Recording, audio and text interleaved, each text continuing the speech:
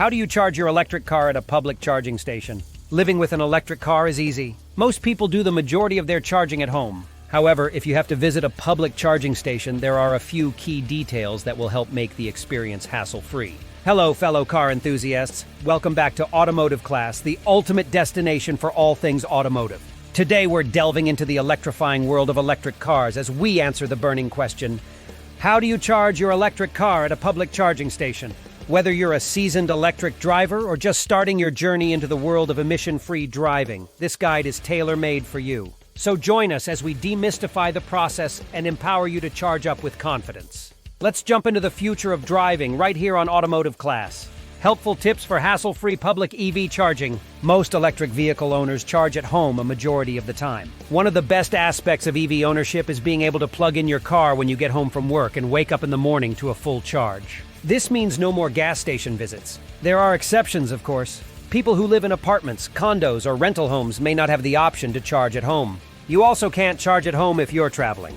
Chances are you can select a destination that has charging stations on site or nearby, but if your road trip takes you beyond your EV's range, you'll have to use public charging stations. While public charging is available for EV owners who need to use it, it's not always reliable, and there are still areas where charging infrastructure is limited. You may need to plan your route carefully and even go a bit out of your way in some cases, but you should find that many charging stations are conveniently located.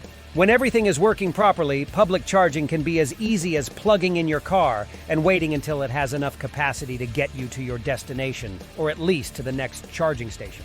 That said, there are many details you should know to make your public charging experience hassle-free.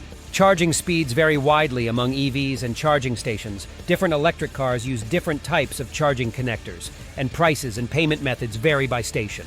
Saving time while getting the most out of your charging pit stops requires a basic understanding of how charging curves work. In other words, it's important to know how often you should stop to charge your EV and how long you should plan on charging at each stop. Charging levels. Speed. There are currently 3 charging speeds: Level 1, Level 2, and DC fast charging, which is sometimes referred to as Level 3. That's not technically accurate, as Level 3 doesn't formally exist, but that's a discussion for another day. Level 1 charging refers to plugging into a standard 120-volt wall outlet. Any EV can be charged using any normal outlet in your home, but it only adds about 3 to 5 miles of range per hour. It will take days to charge an EV's battery fully using this method.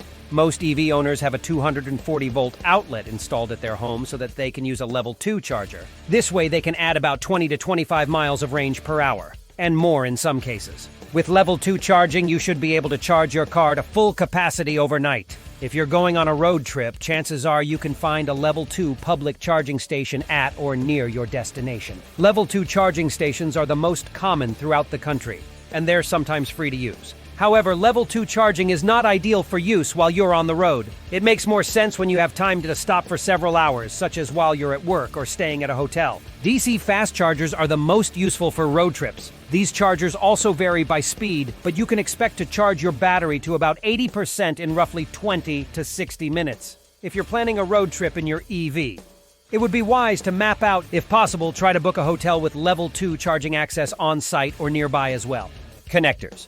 Plugs. One of the most confusing aspects of EV charging is that there are 3 types of connectors. The most common is known industry-wide as SAE J1772. Every electric car in the US can charge at Level 1 or Level 2 public charging stations all use J1772 connectors. If an EV is capable of DC fast charging, it will have a J1772 connector with 2 additional large pins that allow it to plug into and charge using a DCFC system. This is called an SAE Combined Charging System, CCS. Nissan and Mitsubishi use a CHAdeMO connector for DC fast charging. This means you can't fast charge the Nissan Leaf or Mitsubishi Outlander PHEV at charging stations that have CCS connectors. However, Nissan's new Ariya electric SUV officially marks the brand's departure from the CHAdeMO connector in favor of the CCS connector. The third connector only applies to Tesla vehicles. It's not compatible with any other electric car, though that may change in the near future. The Tesla connector is the smallest and most streamlined among charging connectors, and it works for all charging levels. However, every Tesla vehicle also comes with a J1772 adapter that allows it to charge at non-Tesla Level 2 public charging stations. Tesla also offers CHAdeMO and CCS adapters for DCFC. Charging basics. there are many mobile apps designed to help EV drivers find charging stations. Some of the most widely used are PlugShare, ChargePoint, ZapMap, a better route planner, OpenChargeMap, ChargeHub, and ChargeWay. Some apps not only locate charging stations, but also inform you of the speed of available chargers, what connectors they have, and whether they're occupied. Tesla vehicles have a built-in trip planner that's capable of all the above, and other automakers are beginning to follow suit. Every electric car battery has a charging curve. While it can prove confusing, the basic concept is relatively simple. Charging speed climbs rapidly to a peak rate for a time, and then slows as the battery gets closer to full capacity. Think of filling a glass with water. You can pour rather quickly at first, but you have to slow as the glass fills up or it will overflow. Taking an EV's charging curve into consideration, it typically makes the most sense to begin fast charging when the battery is at a low state of charge and stop the session at around 80%. This way you can charge quickly and get back on the road. Waiting for the car to charge to full can take much longer than charging to 80%, since the last 20% could take as long, if not longer, than the first 80%. Once you notice that your car's charging speed begins to slow significantly, it's time to end your charging session and get back on the road. Charging to 80% is also better for the life of your battery and more considerate to other EV drivers who may be waiting to use the charging station. Before you leave home to depart for your road trip, you should charge your EV to 100%. Once you arrive at your destination, you can use a Level 2 public charging station to charge the car to 100% once again. Level 2 charging is cheaper than DCFC or free. And when it comes to charging that final 20%, DCFC won't provide a notable time advantage. Charging networks. There are a variety of charging networks across the country, and the list is growing. Aside from the Tesla Supercharger network, the three largest networks in the US are managed by EVgo, ChargePoint, and Electrify America. Pricing and payment plans and methods vary among charging networks, and pricing can fluctuate based on the day of the week and the time of day. If you're lucky, you may be able to find a Level 2 station that's free to use. DC fast charging stations typically require an access card or a mobile app for use. You simply link your debit or credit card to the app and you're ready to go.